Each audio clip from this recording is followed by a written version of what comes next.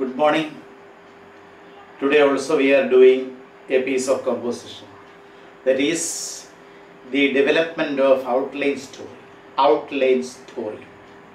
Story, of course, we know stories are narratives that need creativity and imagination. Stories are really narratives that require creativity and imagination. ഭാവനയും സർഗാത്മകതയും ആവശ്യമുള്ള വർണ്ണനയാണ് വാസ്തവത്തിലെ കഥകൾ എന്ന് പറയുന്നത്. ഭാവനയും അതുപോലെ creativity ഉണ്ടെങ്കിലേ we can develop or we can write good stories. നല്ല കഥകൾ എഴുതാൻ പറ്റുകയുള്ളൂ. So in the examination, in almost all examinations right from the high school classes, this form will be there, development of outline stories. The very interesting fact is that it is no exaggeration to say that I have seen most of the students filling up the blanks as it were blanks to be filled up with some prepositions or articles. Actually, it is a gap between some hints. The gaps are mistaken to be blanks to be filled up with prepositions, articles, etc. So this is a practice most of the students do even when they are in degree classes. Okay, development of stories. How will we develop a story?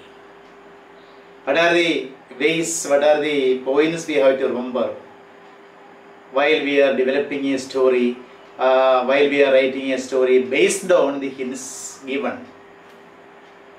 How we can write a very beautiful story based on hints given. തന്നിരിക്കുന്ന ചില സൂചനകൾ, hints കൊണ്ട് എങ്ങനെ മനോഹരമായ ഒരു story എഴുതാൻ കഴിയും? What are the ways, what are the methods?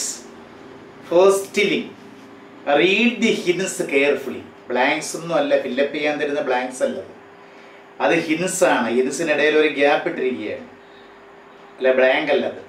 Read the hints carefully and understand the whole story without missing the details. We should very carefully, with full attention, read the hints and understand the whole story without missing details. ഒരു details പോലും വിട്ടുപോകാതെ എല്ലാ സൂചനകളും മനസ്സിലാക്കി കഥ എന്താണെന്ന് വ്യക്തമായി മനസ്സിലാക്കുക. Hints വായിച്ച് എന്താണ് പൂർണ്ണമായ കഥ എന്ന് മനസ്സിലാക്കുക. Then start with an attractive beginning. The story should have an attractive or catching beginning or an arresting beginning. വളരെ ശ്രദ്ധേയമായ അത്യാകർഷണീയമായ ഒരു തുടക്കം വേണം. And end with an attractive conclusion. And also the story should be coming to end with an attractive or catching conclusion. തുടക്കവും നന്നായിരിക്കണം, അവസാനവും നന്നായിരിക്കണം. Beginning should be catching and also the end also should be catching. The beginning and end must be catching or arresting. അപ്പോൾ അത് ഒരു story എന്ന് പറഞ്ഞാൽ ആളുകളെ ആകർഷിക്കുന്ന രീതിയിലായിരിക്കണം തുടക്കം എന്ന് പറയുന്നത്. Then we can select, we can use the items like dialogues, anecdotes, jokes, etc. While we are developing the hints into a story, we can use these items like dialogues, മനോഹരമായ dialogues. Dialogues ഒക്കെ എഴുതുമ്പോൾ punctuation വേണം, invert കോമാസിനുള്ളിലായിരിക്കണം dialogue വരേണ്ടത്. Punctuation is very essential while writing A story. അത് എന്തായാലും കോമയാണെങ്കിലും കോളനാണെങ്കിലും inverted കോമസ് ആണെങ്കിലും full stop ആണെങ്കിലും all the punctuations are noteworthy while narrating a story. So we can select items like dialogues, anecdotes, ANECDOTS, personal experiences, jokes, etc. while we are developing an outline story. And write the story in past tense, though the hints given are in present tense. മിക്കവാറും തരുന്ന hints present ടെൻസിലായിരിക്കും. പക്ഷെ സ്റ്റോറിയാണ്, it is always better to use past tense. അല്ലെങ്കിൽ തന്നെ സാധാരണ usually or generally or as a rule past tense is resort to while writing or developing a story. Story develop ചെയ്യുമ്പോൾ നമ്മൾ അവലംബിക്കുന്ന tense past tense. Remember these things. So these are the important points to remember while we are developing a story or an outline story. Read the hints very carefully and understand the whole story without missing the details. Number 2, start with an attractive beginning and end with an attractive conclusion also. We can select items like dialogues, connect anecdotes, jokes, etc. Write the story in past tense, though hints are given in the present tense. And finally, last but not the least, we have to remember an important point. That is, an interesting and appropriate title must be given to the story. An interesting and appropriate title must be given to the story. നമ്മുടെ കഥയുടെ central idea ആധാരമാക്കിയോ അല്ലെങ്കിൽ main ക്യാരക്ടേഴ്സിനെ ആധാരമാക്കിയോ we must find out a suitable title for the story. അത് മുകളിൽ എഴുതണം. And it should be underlined. ആ title underline ചെയ്യപ്പെടണം. We should underline the title. So these are the main points, key for important or significant points we have to remember while developing an outline story. We can see some samples. Some hints are given. Cap seller to the market. Basket of caps. Dash. Cap seller to the market. Dash. Basket of caps. Dash. Hot sun. Rests in the shade. Dash. Falls asleep. Dash. Sees empty basket. Dash. Monkeys with the cap sold. Dash. How to recover the caps. Dash. Throws his own. Dash. Monkeys imitate. Dash. Seller happy. These are some hints. Look at the hints. Cap seller to the market. തൊപ്പി കച്ചവടക്കാരൻ ചന്തയിലേക്ക്. Basket of caps. Caps. Hot sun. Burning sun. കത്തിക്കാളുന്ന സൂര്യൻ, വെയിൽ. Rest in the shade, തണലിൽ വിശ്രമിക്കുന്നു. Falls asleep. Out of tiredness, out of exhaustion, he falls asleep. Sees empty basket, ഒഴിഞ്ഞ basket കാണുന്നു. മങ്കീസ് വിത്ത് ക്യാപ്സോ, കുരങ്ങന്മാർ തൊപ്പികളുമായി. How to recover the caps, തൊപ്പികൾ എങ്ങനെ റിക്കവർ ചെയ്യും. ത്രോസ് ഹിസ് ഓൺ, സ്വന്തം തൊപ്പി വലിച്ചെറിയുന്നു. മങ്കീസ് ഇമിറ്റേറ്റ്, കുരങ്ങുകൾ അനുകരിക്കുന്നു. Seller happy, the cap seller becomes happy. So while perusing or reading the hints, the story is very clear to us. The story is unraveled to us. വായിക്കുമ്പോൾ തന്നെ കഥ വ്യക്തമായല്ലോ. അപ്പം കഥ പറയേണ്ട രീതിയിൽ തന്നെ നമ്മൾ പറഞ്ഞു കൊടുക്കണം. പണ്ട് ഒരിടത്തൊരു ഗ്രാമത്തിലൊരു തൊപ്പിക്കച്ചവടക്കാരനുണ്ടായിരുന്നു. അയാൾ വൃദ്ധനായ ഒരു തൊപ്പിക്കച്ചവടക്കാരനായിരുന്നു. എല്ലാ ദിവസവും തൊപ്പികൾ നിർമ്മിച്ച് ചന്തയിൽ പോവുകയും വീട്ടിലേക്ക് ആവശ്യമുള്ള സാധനങ്ങൾ വാങ്ങിക്കൊണ്ട് വരികയും ചെയ്യുമായിരുന്നു എന്ന് we should develop a story. Long ago, there lived a cap seller in a village. He was an old man. Every day, he would make caps and go to the nearby market. He would sell his caps and buy the provisions for his house in the evening. തൊപ്പികൾ വിൽക്കുമായിരുന്നു. വീട്ടിലേക്ക് ആവശ്യമുള്ള സാധനങ്ങൾ വാങ്ങിച്ചുകൊണ്ട് വരുമായിരുന്നു. One day, as usual, he was going to the nearby market to sell his caps. He was also wearing one. ഒരു തൊപ്പി അയാൾ ധരിച്ചിട്ടുണ്ടായിരുന്നു. On his way, under the hot sun, the cap seller became completely tired or exhausted. Cap seller പൂർണ്ണമായും ക്ഷീണിച്ചങ്ങ് ആവശ്യനായി. He soon found a shade under a tree. He thought of resting for a little while. അല്പനേരം വിശ്രമിക്കാമെന്ന് ചിന്തിച്ചു. He went to the tree shade and rested there. Out of his tiredness, he fell into deep sleep, or he fell asleep. ക്ഷീണം കാരണം അയാൾ ഉറങ്ങിപ്പോയി. After some time, Hearing a sound, he suddenly woke up and he found his caps missing. ശബ്ദം കേട്ട് ഉണർന്നെഴുന്നേറ്റപ്പോൾ തൊപ്പികൾ കാണാനില്ല. He found the empty basket. He found that his basket was empty. At first he thought that it was a practical joke made on him by some mischievous boys. ആദ്യം അയാൾ വിചാരിച്ചു ഏതോ തെമ്മാടികളായ കുട്ടികൾ നടത്തിയ തമാശയായിരിക്കും. He looked around and he found none. ചുറ്റുപാടും നോക്കി ആരെയും കണ്ടില്ല. He became completely unhappy. He became very sad. വളരെ വിഷാദവനായി. Suddenly hearing a sound, he looked up. Then he found some monkeys sitting on the branches of the tree. Each monkey was wearing his cap. ഓരോ മങ്കിയും അവൻ്റെ തൊപ്പി ധരിച്ചിട്ടുണ്ടായിരുന്നു. He stretched out his hands and begged at the monkeys, "Oh monkeys, please give my caps back.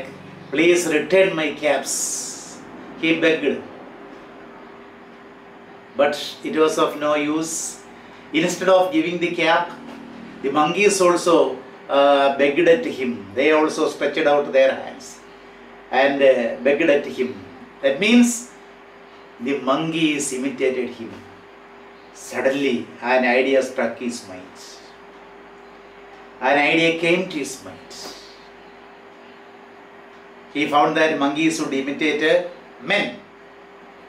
He suddenly took off his cap and threw it down.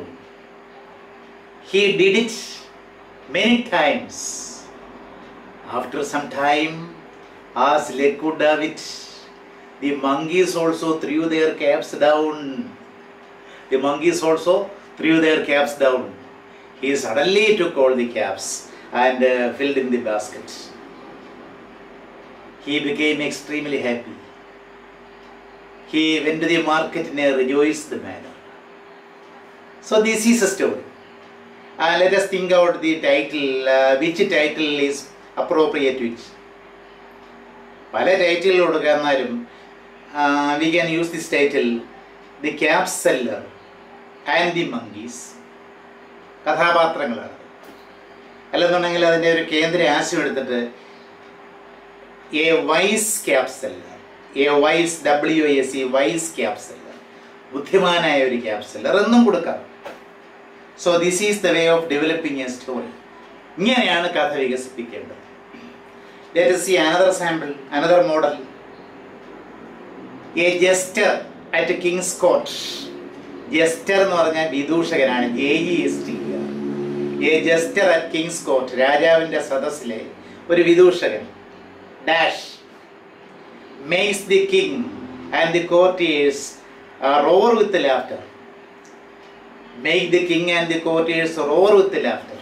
സാധാരണഗതിയിൽ രാജാവിനെയും രാജസേവകന്മാരെയും ചിരിപ്പിച്ച് അലമുറയിട്ട് ചിരിപ്പിക്കുമായിരുന്നു, തമാശ പറഞ്ഞിരിപ്പിക്കുമായിരുന്നു. Once makes jokes about the king. ഒരു ദിവസം രാജാവിനെ കുറിച്ചും തമാശകൾ പറഞ്ഞു. The king angry.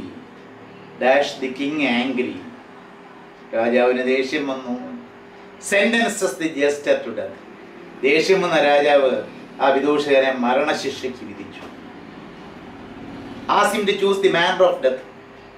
കുറച്ച് കഴിഞ്ഞ രാജാവ് ചോദിച്ചു, നീ എൻ്റെ വിദൂഷകനായിരുന്നല്ലോ, നീ മരിക്കാനുള്ള മാർഗം നിനക്ക് സെലക്ട് ചെയ്യാം. എന്തോ വാളുകൊണ്ട് മരിക്കുന്നു, അല്ലെങ്കിൽ എൻ്റെ ഒരു ചവിട്ട് കൊണ്ട് മരിക്കുന്നു, എന്താണ്, ഏത് രീതിയിൽ മരിക്കുന്നു, അല്ലെങ്കിൽ ഗാലോസിൽ തൂങ്ങി മരിക്കുന്നു, എന്ത് വേണമെന്ന് സെലക്ട് ചെയ്യാം. Chooses death by old age. തിരുമനസേ, എനിക്ക് വാർദ്ധക്യം ബാധിച്ച് മരിച്ചാൽ മതി, നീ വയസ്സായി മരിച്ചാൽ മതി എന്ന് ചെറുപ്പക്കാരനായ വിദൂഷകൻ പറഞ്ഞു. ദേഷ്യം വന്ന രാജാവ് പൊട്ടിച്ചിരിച്ചു. The king released the jester and rewarded him. The king rewarded the jester. The king rewarded the jester. So these are the hints. Reading the hints, a very beautiful story is unraveled or revealed to us. ഒരു മനോഹരമായ കഥ നമുക്ക് reveal ചെയ്യപ്പെട്ടു. ഒരു വിദൂഷകന്റെ കഥ reveal ചെയ്യപ്പെട്ടു. ആ കഥ മനോഹരമായ രീതിയിൽ നമുക്ക് എഴുതാവുന്നതേ ഉള്ളൂ. A jester at the king's court once upon a time or long ago. അതൊരു പ്രാക്ടീസ് ആണല്ലോ കഥ തുടങ്ങുന്നത്. Long ago, in an olden city there was a king. He was a just king. നീതിമാനായ രാജാവായിരുന്നു. There was a jester attached to his court. There was a jester attached to his court. അയാളുടെ രാജസദസ്സിലൊരു വിദൂഷകനുണ്ടായിരുന്നു. There was a jester attached to his court. The jester was a very humorous man. He would crack hilarious jokes and make the courtiers and the king laugh aloud, laugh their hearts out. He would crack hilarious jokes and make the king and the courtiers roar with laughter. അലമുറയിട്ട് ചിരിപ്പിക്കുമായിരുന്നു. One day, the jester, in a happy mood, cracked a joke about the king. It was an unpleasant joke.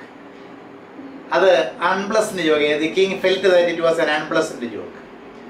The king became suddenly angry. The king grew angry. Grew became അതൊക്കെ link words അല്ലേ? Link words നമ്മൾ പഠിച്ചിട്ടുണ്ടല്ലോ. Linking words or linking verbs to be accurate. The king became suddenly angry. He grew angry. The jester began to shiver with fright. പേടിയുണ്ട് വിറയ്ക്കാൻ തുടങ്ങി jester. The angry king suddenly sentenced the jester to death.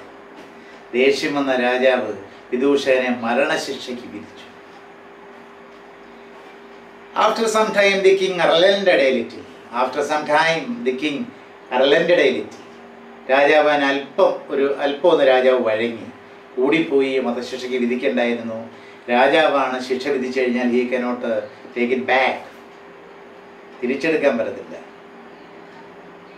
And finally, the king asked the jester to choose the manner of his death.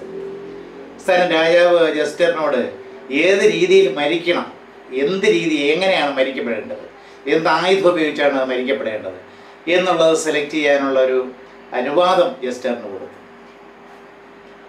You can dye choosing hanging on the gallows or murder with a sword. അങ്ങനെ എന്തെങ്കിലുമൊക്കെ select ചെയ്യാൻ ആവശ്യപ്പെട്ടു. The clever jester suddenly thought of an idea. Oh just king, oh benevolent king, I want to die of old age. I would like to die of old age. എനിക്ക് വയസ്സായി മരിച്ചാൽ മതി. The young and clever jester suddenly said. Hearing it, the courtiers as well as the king roared with laughter. There was a peal of laughter in the court. രാജസദസ്സിലെന്ന് പറഞ്ഞാൽ അത് ചിരി കൊണ്ടങ്ങ് ശബ്ദമുഖരിതമായി. All of them were very much pleased by the joke that the jester told at the very point of death. മരണത്തിൻ്റെ മുഖത്ത് വെച്ചും jester പറഞ്ഞ തമാശയുണ്ട്. എല്ലാവരും പൊട്ടിച്ചിരിച്ചു. രാജാവിന് സന്തോഷമായി. The king ordered him to release. മോചിപ്പിക്കാൻ ആവശ്യപ്പെട്ടു. And also the king rewarded him with money. പണം കൊടുക്കുകയും ചെയ്തു. Thus his cleverness saved his own life. The jester's cleverness saved his own life. സ്വന്തം ബുദ്ധി എന്ത് ചെയ്തു? അയാളുടെ ജീവൻ രക്ഷപ്പെടുത്തി. This may do. And about the title, which title would you choose? What title comes to your mind? എന്ത് ടൈറ്റിലാണ് മനസ്സിലേക്ക് വരുന്നത്? A clever jester. A clever jester. That is more than enough. പോരെ? A clever jester. And another model explain ചെയ്യുന്നില്ല. We can see the hints we can see the hints given. Two women quarreled over a baby. Asked the real mother. The other had taken the baby to the king for justice. The king ordered the baby to cut into two pieces. The king orders to cut the baby into two, one part for each woman. One remained quiet. The other woman asked for mercy. Request the king to give it to the other. Gives the baby to her. The false mother is punished. Look at there. Two women, രണ്ട് സ്ത്രീകൾ, quarrels over a baby, ഒരു കുഞ്ഞിൻ്റെ പേരിൽ വഴക്കടിക്കുന്നു. Ask the real mother, യഥാർത്ഥ അമ്മ ആരാണെന്ന് തന്നെ ചൊല്ലി വഴക്കടിക്കുന്നു. The other had taken the baby to the king for justice. അതിലൊരു സ്ത്രീ കുഞ്ഞിനെ രാജാവിൻ്റെ അടുത്തേക്ക് കൊണ്ടുപോയി നീതിക്ക് വേണ്ടിയിട്ട്. രാജാവ്, ബുദ്ധിമാനായ രാജാവ്, the king orders to cut the baby into two. രണ്ടായിട്ട് ആ കുഞ്ഞിനെ മുറിക്കാൻ ആവശ്യം. One part for each woman. ഓരോ ഭാഗം രണ്ടായിട്ട് മുറിച്ച് ഓരോ ഭാഗം ഓരോ സ്ത്രീക്കും കൊടുക്കുക. One remained quiet. ഒരു സ്ത്രീ നിശബ്ദമായിട്ട് അനങ്ങാതെ നിന്നു. The other asked for mercy. മറ്റേ സ്ത്രീ കാരുണ്യത്തിന് വേണ്ടി, കരുണയ്ക്ക് വേണ്ടി യാചിച്ചു. Request the king to give it to her, the other. വേണ്ട രാജാവേ, എൻ്റെ കുഞ്ഞിനെ ഒന്നും ചെയ്യരുത്, കുഞ്ഞിനെ ആ സ്ത്രീ കൊടുത്തുള്ളൂ. Gives the baby to her. ആ പറഞ്ഞ സ്ത്രീ കുഞ്ഞിനെ കൊടുക്കുന്നു. The false mother is punished. ഇവിടെ മോഷ്ടിച്ചുകൊണ്ടുവന്ന ആ സ്ത്രീ അല്ലെങ്കിൽ തെറ്റായ കള്ള അവകാശവാദം ഉന്നയിച്ച സ്ത്രീയെ ശിക്ഷിക്കുകയും ചെയ്യും. മനോഹരമായൊരു കഥയായിട്ട് നമുക്ക് ഡെവലപ്പ് ചെയ്യാം. അതിന് അനന്തരമാണ് milkmaid full of ambition. ഒരു പാൽക്കാരി, ഒരു പശുവുള്ള ഒരു പാൽക്കാരി, മനസ്സിലെല്ലാം അതിമോഹമാണ്. She is full of ambition. അമിതമായ അംബിഷൻ ആപത്താണല്ലോ, അതിമോഹമാണ് ambition. will sell milk and save money. പാല് വിൽക്കും, പണം ഇഷ്ടം പോലെ സമ്പാദിക്കും. will buy more cows, കൂടുതൽ പശുക്കളെ വാങ്ങിക്കും. will become rich, ധനികയാകും. and build a mansion. Mansion means very large house, palatial house. വലിയൊരു വീട് നിർമ്മിക്കും. and thinking all this, dances in joy, സന്തോഷത്തോടെ നൃത്തം ചെയ്യും. the milk pot overthrown, പാല് താഴെ വീഴുന്നു. cries over split milk, കളഞ്ഞുപോയ നഷ്ടപ്പെട്ടു പോയ പാലിനെ കുറിച്ച് കരയുന്നു. അതിമോഹം ആപത്തല്ലേ. Excess of anything is too bad. എന്തായാലും അമിതമായാലും എന്തും ദോഷം ചെയ്യും. ഇപ്പോൾ milkmaid full of she was an ambitious woman. അതിമോഹിയായിരുന്നു, അംബിഷൻ. വില്യം ഷേക്സ്പിയർ പറഞ്ഞിട്ടുണ്ട്, ക്യാരക്ടർ ഈസ് ഡെസ്റ്റിനി. ഒരു വ്യക്തിയുടെ വിധി നിർണ്ണയിക്കുന്നതിൻ്റെ സ്വഭാവമാണ്. ഇപ്പോൾ മാക്ബത്ത് എന്ന് പറയുന്ന പ്ലേയിൽ അതിൽ മാക്ബത്തിൻ്റെ ദുരന്തം ഉണ്ടാക്കുന്നത് ഹി വാസ് എക്സ്ട്രീംലി അംബിഷ്യസ്. അതിമോഹമായിരുന്നു, അതിമോഹിയായിരുന്നു. അതാണ് അയാളുടെ ദുരന്തം ഉണ്ടാക്കുന്നത്.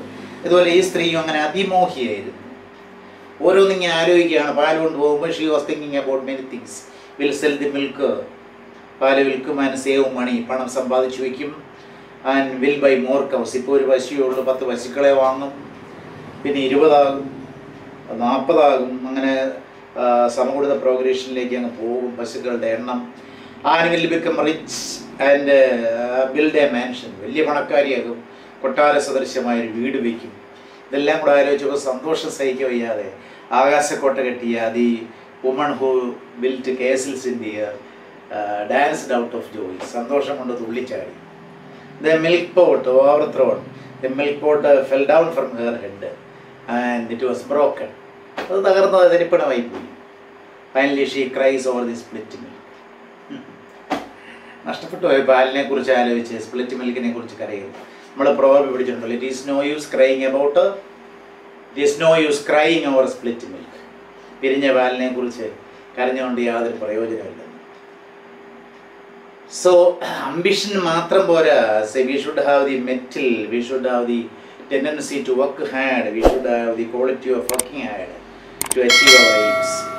La divaswapnangalottu matram nadannal we can achieve nothing. Onnum namukku nedan kazhiyilla.